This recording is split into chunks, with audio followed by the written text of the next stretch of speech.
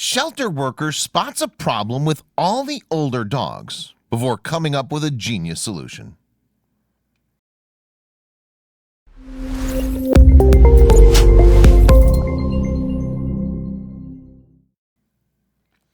Everyone loves puppies. With their wobbly legs, baby soft fur, and squeaky little barks, they're oh so irresistible. But that's exactly why a shelter filled exclusively with puppies is an unrealistic scenario. It's elderly mutts that often overcrowd most kennels.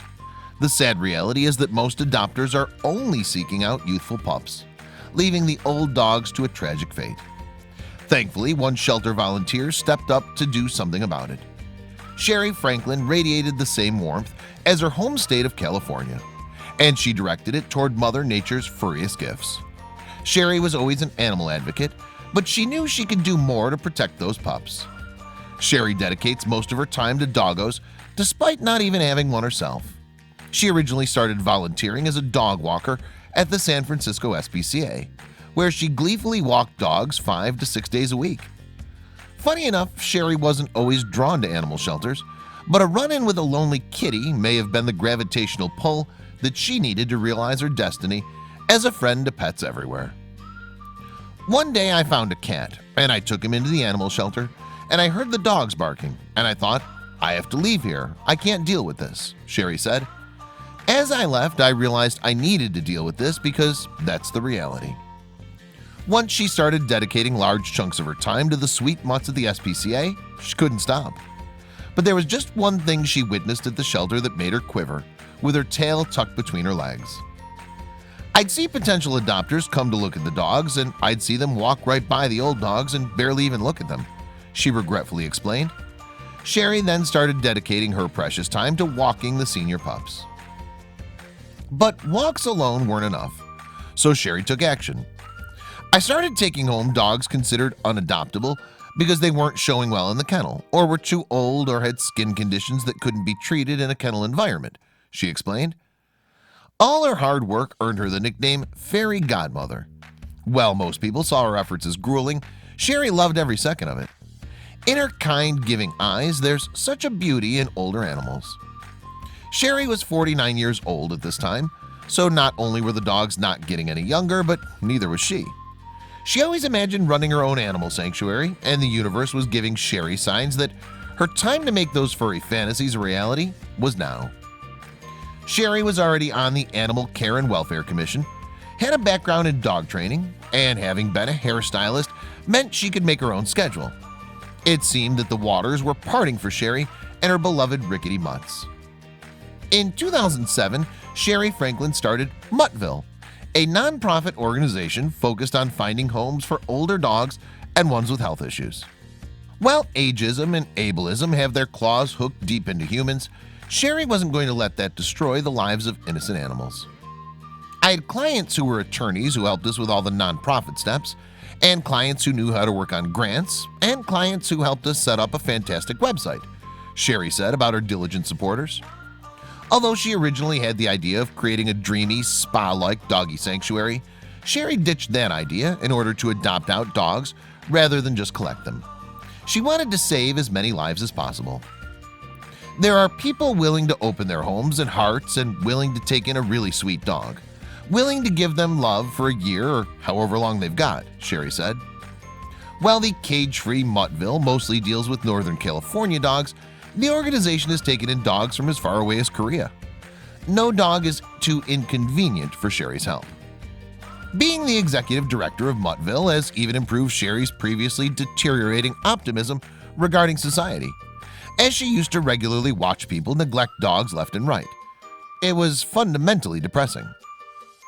After working in shelters and seeing people drop off their old pets or abandoning their pets, you start to get the idea that people suck, she said. But now Sherri gets a look at the warm-hearted side of humanity. For her work, Sherri received the Jefferson Award for Public Service in 2010 and was graciously awarded at the CNN Heroes Gala in 2016 as well. Renowned actor and animal lover Neil Patrick Harris actually presented her with the award. The rescue work that Sherri's accomplished served not only dogs but also the adopters. "I've had so many people come back and tell me how their Muttville dog has changed their life," Sherri said. Still, there was one dog that Sherri herself never got the chance to save, though there's no doubt she would have. He lived in an old barn in rural Tennessee, and the old mutt needed some serious help. Luckily, someone else provided it. That dog is Lazarus. The sweet Pyrenean mountain dog lived a life of neglect and discomfort throughout his first 7 years. We can only imagine the fear that plagued the poor pup, who sported a pretty gnarly hairdo. The Tennessee pooch spent those years cooped up in the smelly, filth-coated barn, having no room to run and no sky to see. He was left alone to fend for himself, unintentionally fencing himself in with his own waste. He must have been particularly uncomfortable.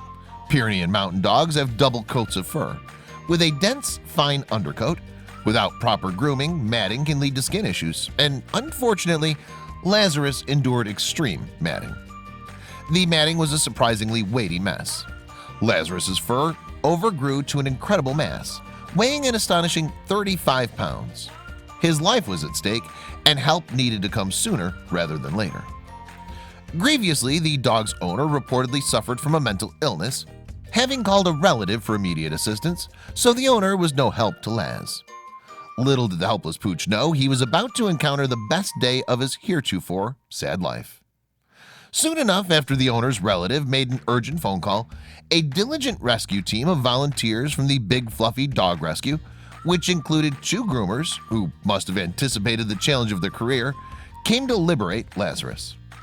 To the horror of the rescue team, there was a tremendous amount of dirt and feces blocking the door to Lazarus's barn stall.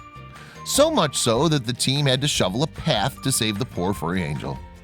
Lazarus was so close to freedom. When they could finally tend to the struggling pooch, the team immediately became aware of some health problems Lazarus had been facing, which hindered his ability to get around with ease. The matted fur, like a swarming, restricting ivy plant covering the building, tragically made it impossible for him to walk. The mutt must have dreamed of running free in a sunny field, chasing cats and butterflies, but would he ever be able to? Gene Harrison, the owner of Big Fluffy Dog Rescue, said he had no muscle mass and was unable to move around, let alone walk. Although the news was alarming, the team just had to start buzzing off some of that nasty dead fur without hesitation. It took hours to groom Lazarus, who initially cowered from the rescue team's touch of pure fear. Once the neck was free from the fur prison, however, he warmed up, realizing that the group of strange humans had good intentions. He calmed down and seemed to realize the grooming was making him feel better. Jessica Kinchelow, one of the dog groomers, said on behalf of Lazarus, "Rest assured, after cutting off all Lazarus's impeding fur, he was a new man, or rather a new good boy. We think he looks rather dapper in his new do." Gene Harrison mentioned that he, unfortunately, didn't have typical dog mannerisms down pat. "Lazarus doesn't know how to be a dog," she said. "He doesn't exactly know how to behave like a dog. He'd soon learn, though." Gene voiced that the still shy Lazarus approached a freshly grilled steak cautiously, which made us sad. "Dogs shouldn't have to be grateful for food," she said, "nor should the innocent creature ever have to suffer." But Lazarus's suffering was now over. From there, Lazarus was taken into a foster home in Virginia, where he'd embark on his arduous recovery journey, as well as receive heaps of good boy pets and kisses. He had a lot of pain to overcome, but more importantly, he had a lot of happiness to look forward to. It would take weeks or even months for the pup to regain strength, muscle mass, and a little self-esteem prior to getting adopted by his forever family. But until then, Lazarus still had his sights to see and steaks to devour. As expected, Lazarus was adopted in no time. His family clearly takes proper care of his precious, high-maintenance coat and gives him tons of TLC. We think he deserves all the love and steaks the world has to offer.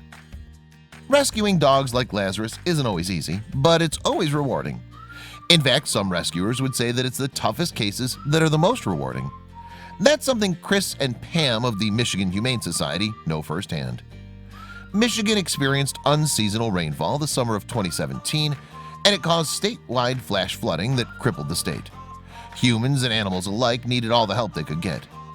So when the rescuers received a call that 12 dogs, 11 puppies and their mother, Endangered by the raging storms, they had no idea what to expect when they arrived on scene. They chose to stream the rescue on Facebook Live as a unique opportunity to show people what their support makes possible and what they do every day. When Chris and Pam got there, they couldn't believe what they found.